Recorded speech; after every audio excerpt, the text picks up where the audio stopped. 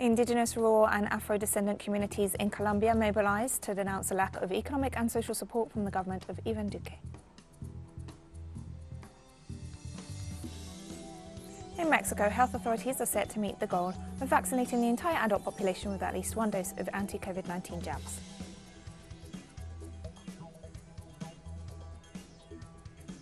Sudanese anti-coup protesters have vowed to maintain a campaign of civil disobedience following deadly clashes with security forces during demonstrations against Monday's military coup.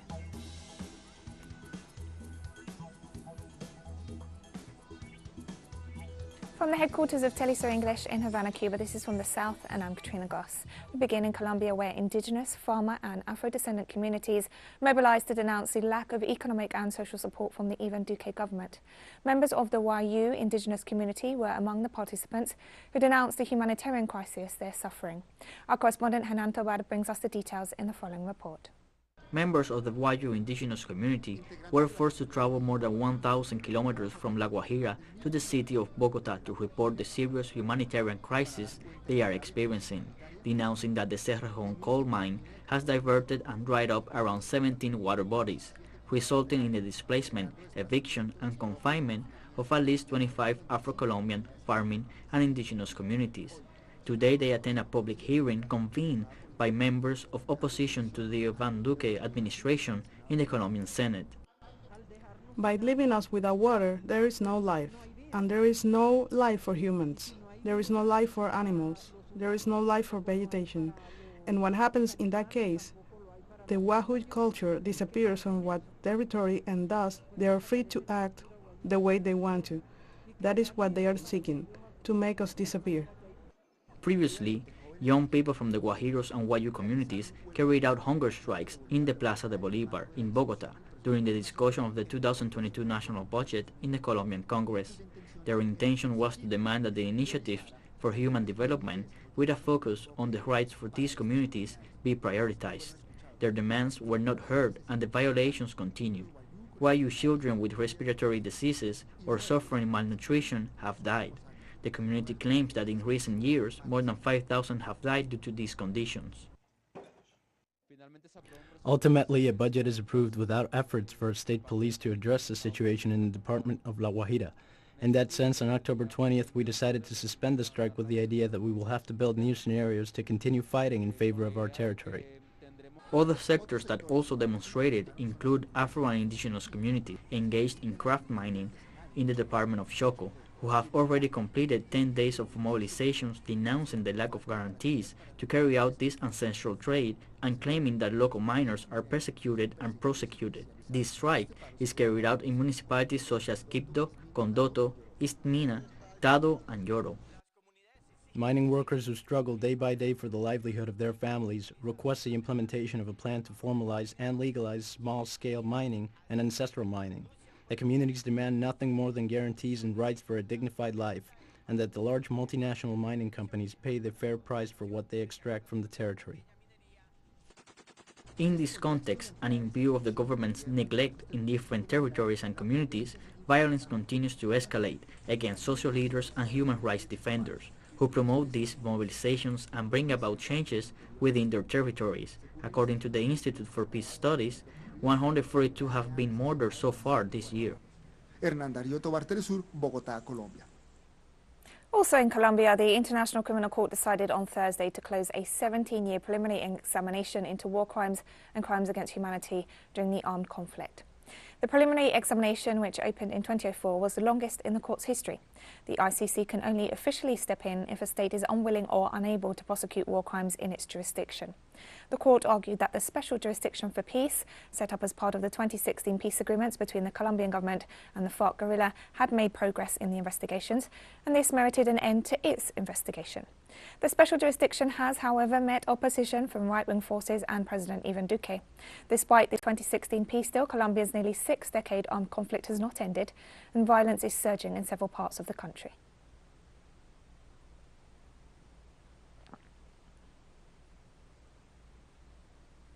In Venezuela, the campaign for the regional and municipal elections of November 21st has kicked off with the participation of about 70,000 candidates from all political parties. Our correspondent, Madeline Garcia, has the details. She is Carmen Menendez, a candidate from the Revolutionary Bloc. She is running for one of the most important city halls in the country, the mayor's office of the capital of Venezuela.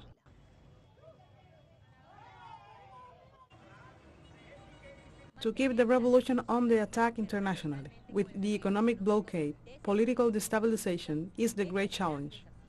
We are starting our campaign. We are coming from Katia to Macará with our iron horses, from where we greet the people with a promising campaign. A campaign where we are building the triumph of November 21st with our people on the streets. We will be in all the corners of Caracas. Tomás Juanipa is running for the same district. He is a candidate of the so-called Democratic Unity Roundtable, the bloc of political parties supported by the United States that promoted illegal economic sanctions, coup attempts and assassinations. And those who previously did not want to participate in the elections, betting on a violent solution, are now clinging to the vote. We will respect the people's decision. The people need to vote and choose. If the people vote and choose, what the people say is what is going to be done, and in the end, we ask everyone to go and vote. There are 70,000 candidates running for 23 governorships and 3,035 municipal governments. 80% are from the opposition. On November 21st, Venezuela's stability is at stake. The future of our country, the peace of our country, is at stake. Our proposal has always been that President Nicolás Maduro has made countless calls to consolidate peace, to dialogue. It has not been us who have broken with the premise of always solving problems through dialogue.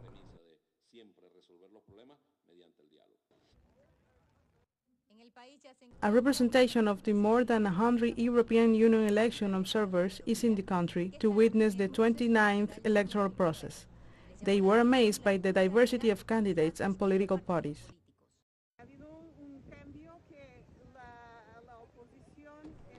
There has been a change. The opposition is also in these elections. It is going to participate in these elections, and we have an electoral commission with members of the ruling parties, members of the opposition parties with broad participation. And this is an important moment for us, and also because we have been invited.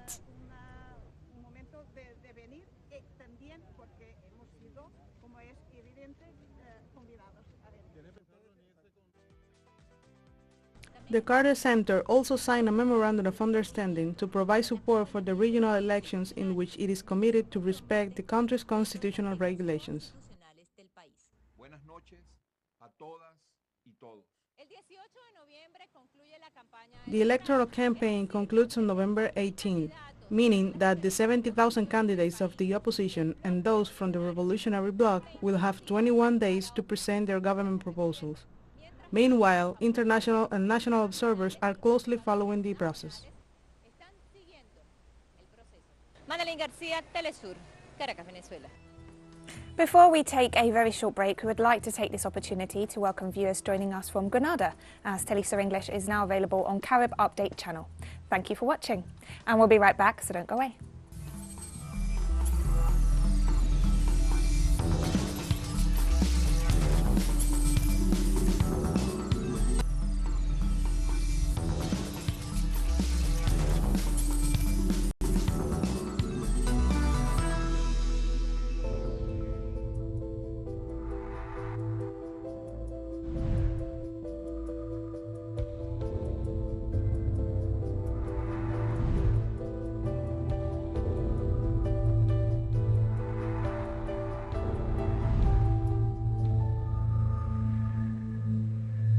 Welcome back to From the South. In Mexico, health authorities have almost reached a goal of vaccinating the entire adult population with at least one dose of anti-COVID-19 jabs. President Andrés Manuel López Obrador informed that by the end of October, his government will have met the task of having begun the immunisation process against the virus in all eligible Mexicans aged over 18. The head of state announced that the national vaccination plan will continue with the application of the second doses, highlighting the effectiveness of the shots administered since December 2020. López Obrador also stated that the vaccination rates in Mexico are higher than in many other countries. Una buena noticia. There's good news. We have accomplished the task of administering at least one dose to all Mexicans over 18 years of age. We have come a long way, but of course, there are people who have refused to get vaccinated. However, they are changing their minds. We will continue now with the plan and begin with the second doses. This convince those who still aren't on board. The group of 20 leaders arrived in Rome on Friday for the first in-person summit since the coronavirus pandemic began to address the global economic recovery, rising energy costs and supply chain problems. While economic recovery is a top item on the agenda, host Italy hopes leaders will set a shared mid-century deadline to reach net zero greenhouse gas emissions and explore a commitment to reduce methane emissions as well. A day ahead of the Leaders' Summit set for October 30th to 31st, finance and health ministers from the G20 bloc called for 70% of the world's population to be vaccinated against COVID-19 over the next 8 months. The G20 group of wealthy nations, including countries like the United States, China, India and Germany, accounts for about 60% of the world's population and over 80% of global economic output. Chinese President Xi Jinping and his Russian counterpart Vladimir Putin are expected to follow the discussions via video link.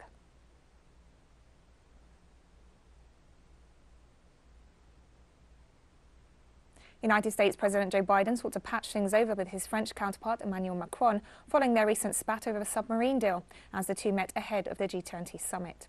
Biden admitted his country had been clumsy by securing a submarines deal with Australia behind France's back, claiming the US has no better ally than France in their first meeting since the row erupted last month. The diplomatic row over the deal saw France recall its ambassadors from Washington and Canberra. Seeking to deflect responsibility, Biden claimed he was under the impression that France had been informed long before that its deal would not be happening. The row came after Australia walked out of a multi-billion-dollar submarines deal with Paris in favour of an alternative one with the US and the United Kingdom as part of a new defence alliance dubbed AUKUS. The move forms part of the escalation of the Western military encirclement of China.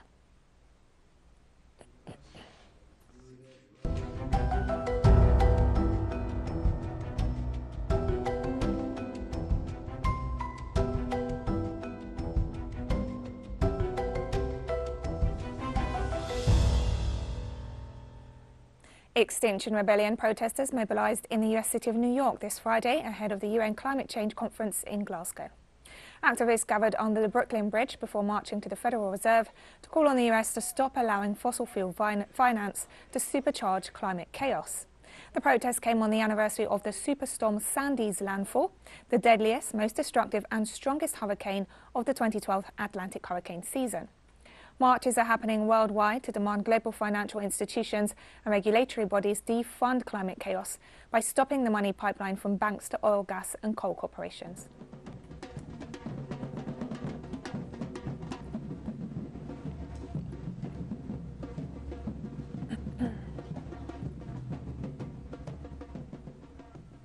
Thousands of employees from the metal, energy, steel, textile and craft industries demonstrated in Germany this Friday to demand job protection as their sectors transition to more ecological alternatives. At the call of the largest industrial union in Europe, the IG Metall Union, which has more than 2.3 million members, workers mobilised to demand massive public investment and changes in working conditions from the future government in order to support policies that allow for fair and sustainable socio-ecological changes. IG Metall warned that the current production losses caused by the chip crisis and rising raw material prices could deter suppliers from investing in new products in Germany. Many of them wanted to cut jobs in the country and relocate to low-wage countries. According to the Labour Union, demonstrations similar to the one in the city of Stuttgart were organised in about 50 cities across the country. We want politicians to realize that people are affected by this transformation, that people still need to have work and are afraid of losing it with this ecological transformation. We want a secure future for the jobs of our colleagues. We want to fight climate change. We need to change to a sustainable industry, and we want jobs to be preserved in this process. We don't want companies to escape their responsibility. They are taking advantage of our colleagues today. They must give them a future. Companies cannot use climate change and technology as an excuse to destroy jobs or relocate them to other countries. And we have more stories coming up after this final short break. Stay with us.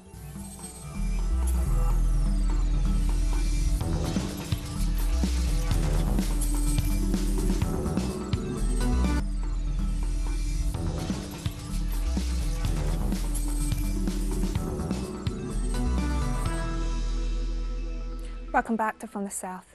Sudanese anti-coup protesters have vowed to maintain a campaign of civil disobedience following deadly clashes with security forces during demonstrations against a widely condemned military takeover. According to medics, at least 8 people have been killed and 170 wounded in protests since the army's power grab earlier this week, including one demonstrator who died overnight Thursday when security forces fired tear gas and live and rubber bullets. United Nations Secretary General Antonio Guterres urged the military to show restraint, noting people must be allowed to demonstrate peacefully. Sudan had been ruled since August 2019 by a joint civilian military council alongside Prime Minister Abdallah Hamdok's administration as part of the now stalled transition to full civilian rule. General Abdel Fattah al-Burhan, the de facto leader since the 2019 ouster of Omar al-Bashir, on Monday dissolved the civilian-led government and ordered the arrest of several top officials, including the Prime Minister.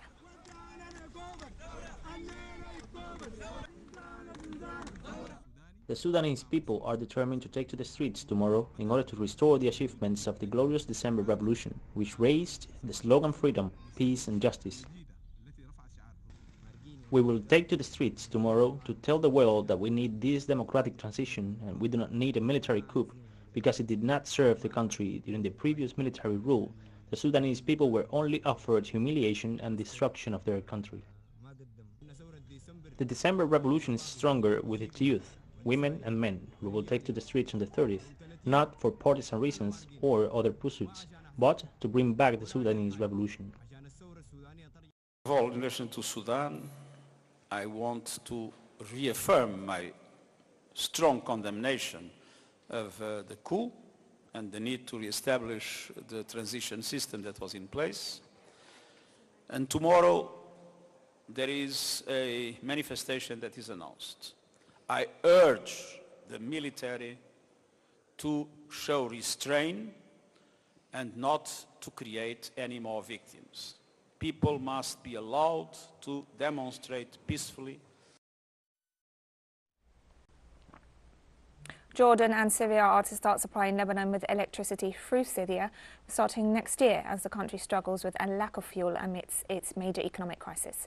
The Jordanian Minister of Energy announced a final version of the electric energy exchange contract had been reached, through which Lebanon will be supplied with its needs following a meeting with its Syrian and Lebanese counterparts in Amman. For nearly 2 years, Lebanon has witnessed an unprecedented economic collapse that has paralysed its ability to import vital commodities, most notably fuel. The scarcity has been reflected in various sectors such as electricity, hospitals, bakeries, communications and foodstuffs. The project is covered by a loan from the World Bank. The final version of the electric power exchange contract has been reached, through which Lebanon will be supplied with its needs. There are technical issues that must be worked on, so that the supply networks are ready. Our brothers in Syria confirmed that work is underway on this issue and hopefully it will be completed by the end of this year. The agreement that we have reached aims to enhance the conditions of our electricity sector, whether it is in terms of the cost of production or the cost of the electricity or the cost of its transmission through Syrian territory. We started to rehabilitate the electricity line linking Syria and Jordan at a cost of $5.5 million. And we've come to the end of this news brief. Remember, you can find these and many other stories on our website at telesurenglish.net. You can also follow us on social media for all the latest news. We're on Facebook, Twitter, Instagram and Telegram. For TeleSUR English, I'm Katrina Goss. Thank you for watching.